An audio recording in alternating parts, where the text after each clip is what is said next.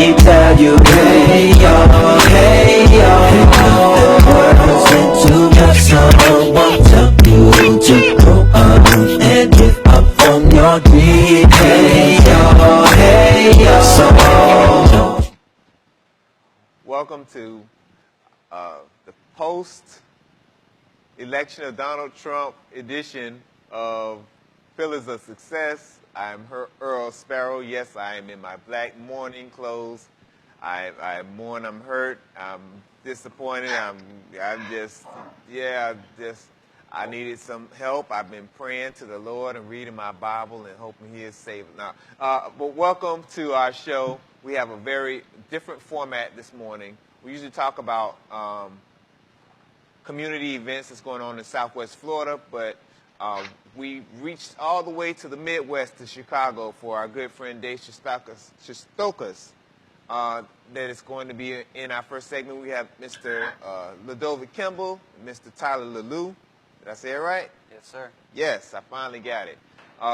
So stay tuned. We're going to be dissecting the election and the repercussions legally for all of us. And we're going to get through this, guys. So stay tuned. We're going to pay some bills with our sponsors. We'll be right back.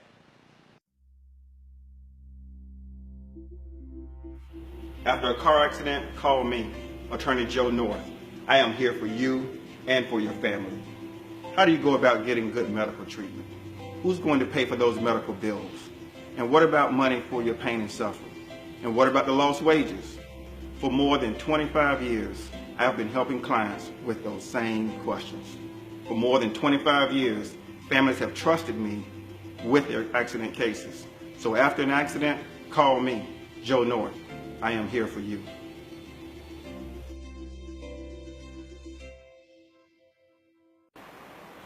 Hello, I'm James Middlebrooks with the Community Press. I'm here to let you know that we have a community paper that is just going all around Fort Myers, Florida. I have 3 other people that are working with me, and that is Veronica Barber, Pablo Williams, and we call him Bodie, who is our circulation manager. We are working for you. We want you to know that this is the community paper for us. Welcome back. It's Earl Sparrow, W. Earl Sparrow Jr., the host of Pillars of Success. Once again, we have Mr. Dave Shestokas that's coming live from the Midwest in Chicago. We got Mr. Tyler Leleux, who was the president of the Young Republicans in Fort Myers, Southwest Florida. We have Mr. Leleux Kimball, who's a community activist, has done so many things, a former president of the NAACP locally. So, first question, I guess, to our guest that's in Midwest. Wednesday morning, 2 o'clock, what were you feeling when they declared Donald Trump? What was I feeling? Yeah, well, it was. I was down in South Florida with a group of folks that had been working on, ballot integrity programs and addressing voter issues and making sure the elections ran smoothly. And to be perfectly honest with you, as far as I was concerned, it was there was a chance to see to it that necessarily the rule of law might very well be restored. We will see. I don't know for a fact because, of course, Mr. Trump has no particular political history. We just know the kinds of things that he talked about. And I frequently, through the course of the election time, had gotten past at least what I consider to be some of the rhetoric, gone to what I consider to be policy issues, and more often than not, I viewed them through the perspective of the United States Constitution, which is what I write about and what I work on. And I'm optimistic. I'm cautiously optimistic that certain aspects of what I consider to be important for the rule of law, how things are done in terms of giving the legislative branch its appropriate due in the course of things, and the less activity on the executive branch by terms of going around the legislative branch. I'm cautiously optimistic that certain aspects of how we run the country are going to be decided more through the political process rather than being imposed by either the courts or the executive branch. Interesting answer. It's a lot of stuff you threw there, but I'm gonna get to our other two guests here. Tyler, 2 o'clock in the morning. They declared that this political novice reality show host that doesn't never done anything besides made money for himself and his family is now the most powerful man in the free world, leader of the free world. Right. I was up till 3 or 4 watching the whole thing. I didn't want to wake up the next day feeling like I was in a dream. It kind of feels like towards late 1 o'clock, early 2 o'clock, you could kind of see the writing on the wall and see like what was going to happen. To be honest, I was going to be disappointed either way. I was certainly, I think, like a lot of Americans, surprised at the fact that he actually pulled it off and actually won. But I mean, as far as my personal, my personal thoughts on either candidate that could have won, I wasn't happy about Trump winning, but I'm definitely kind of interested to see what he does with it. I definitely see a lot of the angst and disappointment around the country. I can see where that's coming from for sure. He definitely wasn't my first choice, but it's going to be interesting to see how he handles it. So it was either way, didn't really matter. Yeah, I mean, either way for me, of course it mattered, but I mean, I wasn't going to be thrilled with either choice. I think like a lot of Americans, which is the reason either way the election went, there was going to be a lot of people that were very upset, that were going to be very upset regardless. Mm-hmm. I'm included in that crowd. Well, Dovey, how do you? Well, I went to the watch party, and I was dismayed even at the watch party at 9 o'clock when I saw the country going red and thinking that I'm from the deep South and large numbers of people who were supporting Donald Trump after the crap that is spewed out of this man's mouth and the behavior he's projected through the whole campaign just made it very clear that this person was unqualified to be president. And even with the issues that people have with Hillary, the point is that none of that stuff can be substantiated. His point, he's an open book. You can very clear. And so like we Africans and Native Americans feel on Columbus Day, I felt the same way. It's a day of mourning to think that Donald Trump got in office and puts this country at risk of possibly being in a world war. I see this man as Hitler. I see him with the charisma of Hitler. This is the same thing that happened in Europe. I personally, I was trying to, I felt a little, I felt betrayed, to tell you the truth. I felt betrayed. I thought that there were enough people that would see these 45 run-on word sentences that he did that meant that always ended in trust me. And that was his policy. It's going to be great. Trust me. It's going to be magnificent. It's going to be the best thing ever. I know more about ISIS than the generals. Trust me. Trust me. And that's what you were talking about with Hitler. Trust me. Mm-hmm. Trust me. I can do it. I can save the African Americans. I can do it. I'm going to, we need to watch out for these Muslims. We don't know where they are. We don't know what they want. We don't know. And personally, I went to the rally that they had here. They had a rally at what's the name of the place? When Donald Trump came to Fort Myers. Down in Naples. They had it at the... no, Germain Arena. Germain I went Arena. to Germain Right. Arena. And let me tell you. Yeah, he was, yeah. I want you to think about the widest wall you've ever seen in your life. And then I want you to imagine me being a fly on that wall. That's how I felt. It was 8,000 probably people there, and I could count on my fingers the African Americans that were present, that were not selling things. We're not selling Trump hats or money. They just followed him wherever he went. But I felt like this is not America. This does not look like America. America is not 99.9% white, but this rally is. And how can he speak to, and notice that the crowd doesn't look like America, it doesn't sound like America. It sounds like the majority of America, which is white Americans, and it tapped on those things that respect the military, respect police, and all these other things like that at a time when nobody was disrespecting the military with the, I guess the Colin Kaepernick, people were not taking a knee during the national anthem.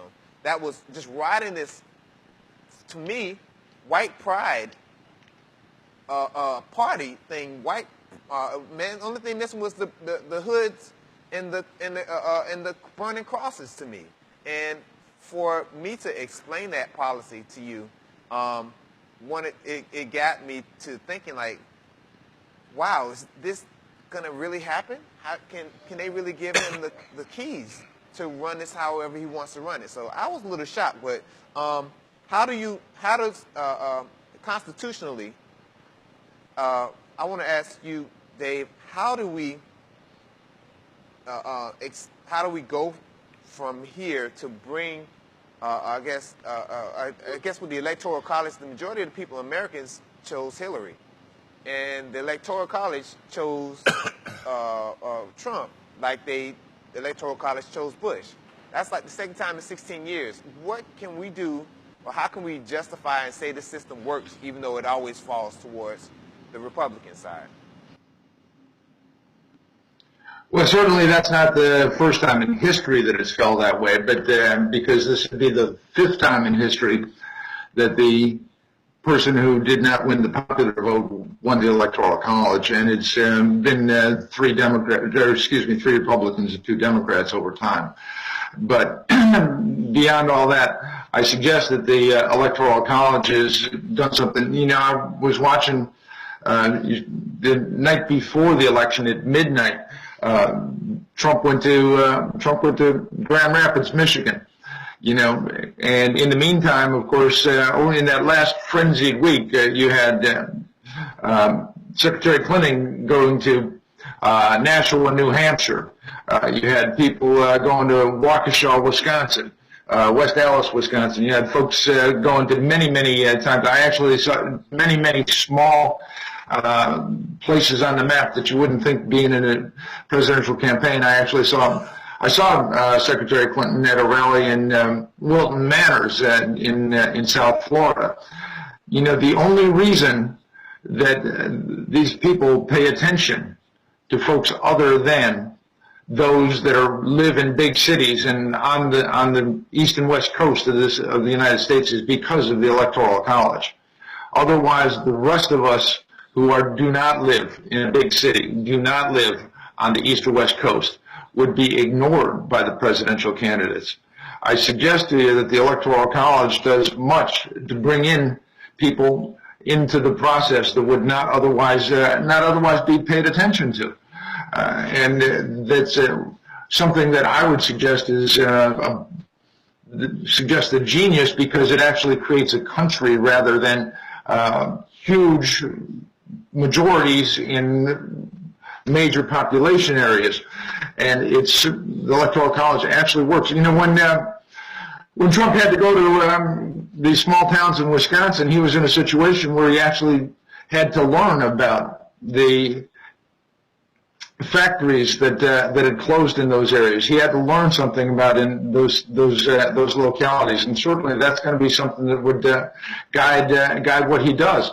I would suggest that Secretary Clinton went to this small town, Wilton Manors, where I actually saw there was probably about 500 people. 500 people there. But absent the importance of the Electoral College and the importance of the, small groups of people to the state of Florida, you certainly wouldn't have found Secretary Clinton coming there and talking to the vice mayor of Wilton Manors and relating to the people that are there. I suggest that the Electoral College forces presidential candidates to places they would not otherwise be and to hear from Americans they would not otherwise hear from. I think I see the purpose of making sure everybody votes count and people would never go to Iowa or North Dakota or South Dakota. Those places still don't get presidential visits because the population is so small. I guess my question is, with the last two elections, it appears to me that if a Democrat, a Republican, if he wins the popular vote and the electoral, if he wins the popular vote, he wins the electoral vote. Bush, the second Bush, the second time he ran against Kerry, that happened. He won. Yes. Barack Obama won both times.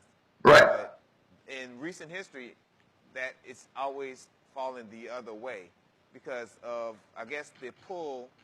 Does that give conservatives a distinct advantage when it comes to those Oklahomas and those other Midwest towns that always go Democratic? Always go Republican? Of course, Wisconsin in the last two elections before this one voted for Barack Obama.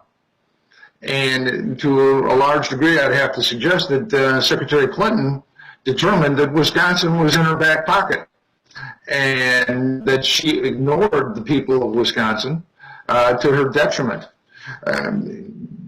In consequence, because there's how many states flipped from Mr. Obama to Mr. Trump, and I would suggest to you that one of the reasons for that is that Secretary Clinton, to her detriment, ignored those states and ignored the realities of the fact that when somebody says they need to be president of all the people, they need to pay attention to multiple areas of the country and take into account their interest and the things that are important to them.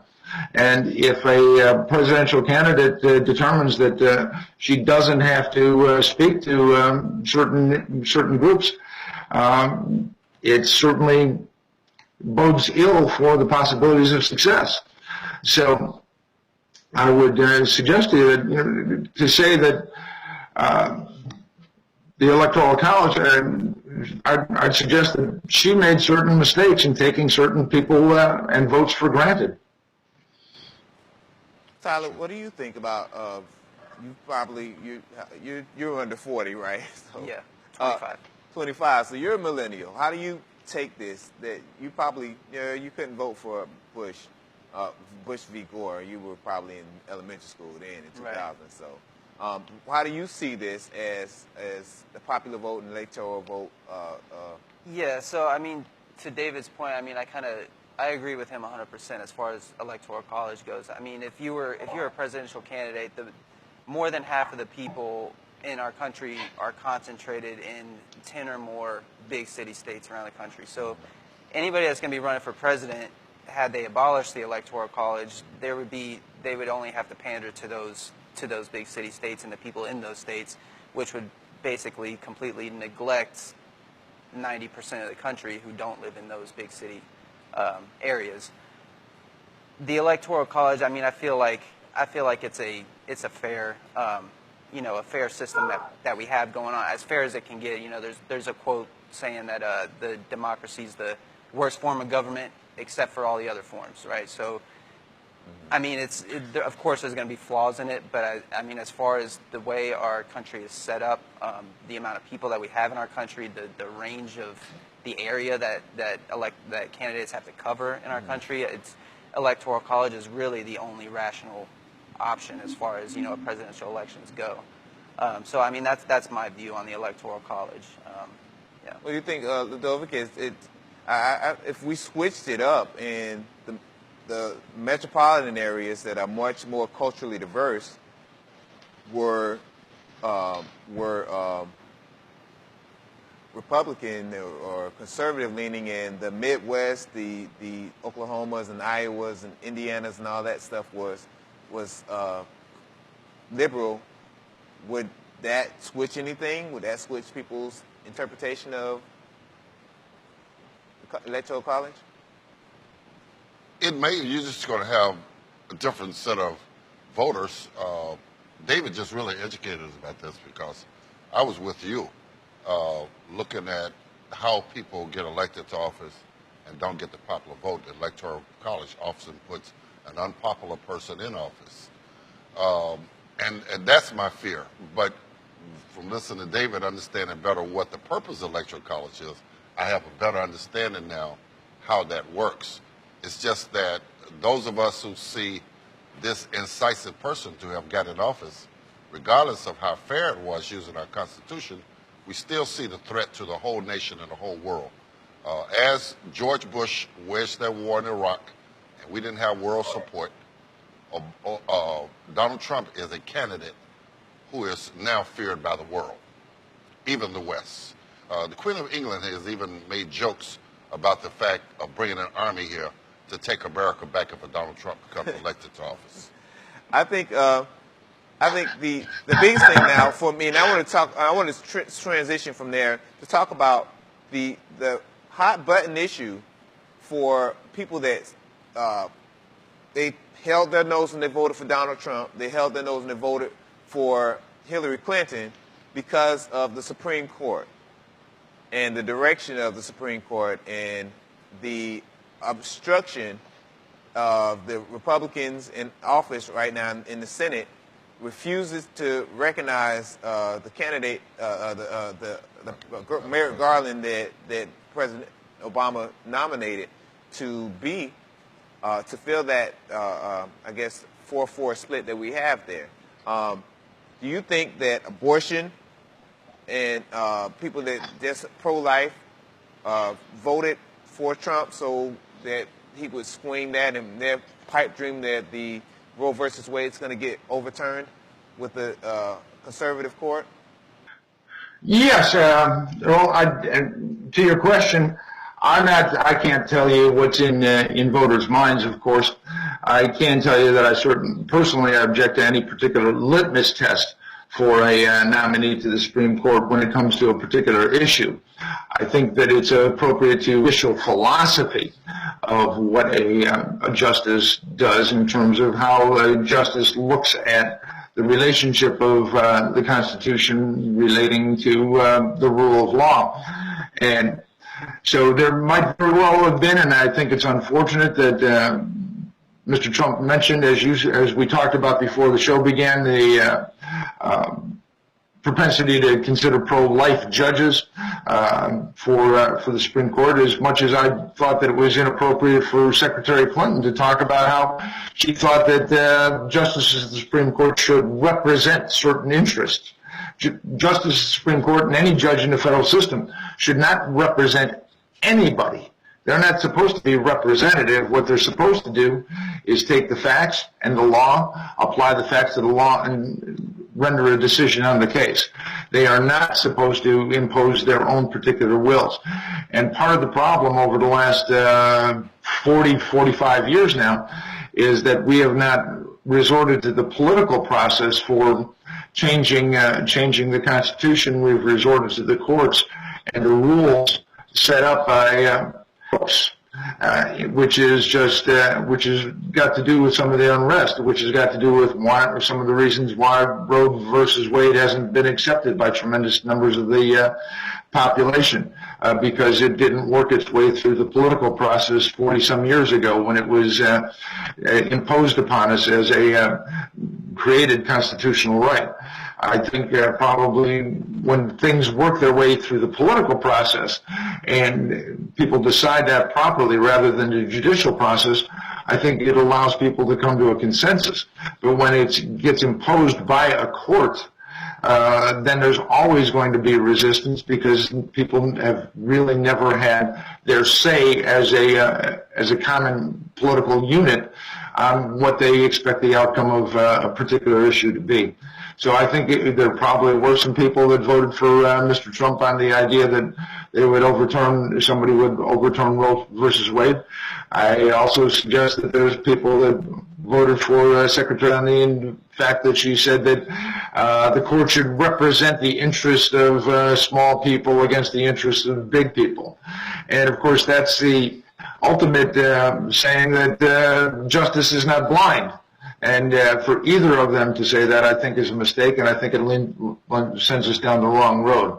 To the extent that Mr. Trump indicates that he would appoint people that would follow the Constitution and would not impose their will, I think that's certainly among the reasons why I personally voted for him. Mrs. Clinton's going to have judges that were blatantly representative of somebody. That's not my idea of what a court is supposed to be, and I don't think it should be anybody's idea of what a court's.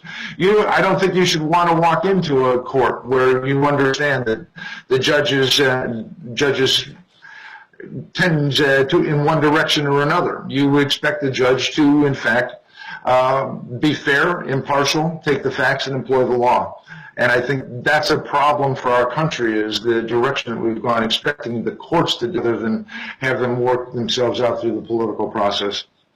Well, I want to swing it to you guys. There is two things that I heard there. Go through the political process, and then the frustration that the courts have to decide something. It can't be both ways. I think we've seen unprecedented obstruction from the Republicans from the last 8 years, where you needed a 60-count majority, a supermajority, to get anything passed. We've seen candidates, especially on the Republican side, whose platform was simply, I'm not going to do anything to do with Obama. I'm going to stop Obama. You've had candidates, even our governor of the state of Florida, Rick Scott, his platform was, I'm going to tell Obama to take all that Obamacare crap back to Washington, and we're not going to work with the government and everything else. So because of inaction, the way I interpret it, inaction in the worst Congresses, consecutive Congresses, least productive in generations, the courts have to decide stuff. What do you think, Tyler? I think that it's become such an us versus them type of mentality that it's spilled over into the place where it's not supposed to spill over, which is the Supreme Court. To David's point, I agree. I mean, the Supreme Court's not supposed to be a partisan organization. It's supposed their religion, their day-to-day is supposed to be motivated by the Constitution. It's not supposed to be a partisan organization, but this us versus them mentality that everybody's gotten into has turned the Supreme Court into almost a second legislature similar to Congress. One of the things that I have frustrations with my party, with the Republican Party, is this. It always seems to be like this resistance to progress, like as far as the Roe versus Wade, situations like that where it seems like they don't want to accept the fact that society is moving in a certain direction. They want to try to block certain things from happening. And I mean, fundamentally, it's just ridiculous to kind of, to take that point of view on life, especially with the Supreme Court. But as far as the different laws that the Supreme Court are passing, it shouldn't be motivated by partisan issues, regardless of who the president is. Obviously, Barack Obama is going to pick a justice that leans more towards the left, and Donald Trump is going to pick a justice that leans very far to the right. But I mean, that is what it is. It just comes with the territory. And I know a lot of very intelligent Republicans whose sole motivation for voting for Donald Trump was the Supreme Court justice appointments. So I understand it from that point of view, for sure. Ladova, what do you think?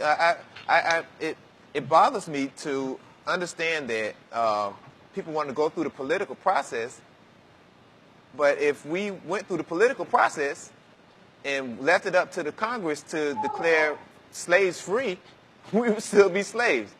If it was up to the political process to decide voting rights and stuff like that, it took forever. to do that, if we waited for political process to desegregate schools and stuff like that, these things would probably never, ever happen because the majority didn't care about those issues. So, I mean, how does that work to you? What do you hear when you work things through the political process? Well, you know, when Bush was in office and Reagan was in office, the European American political community was trying to come up with a new term called being colorblind, ignoring the diversity of America, ignoring that there are issues that affect different groups, and not realizing the fact that no longer can we continue this stuff that majority rule.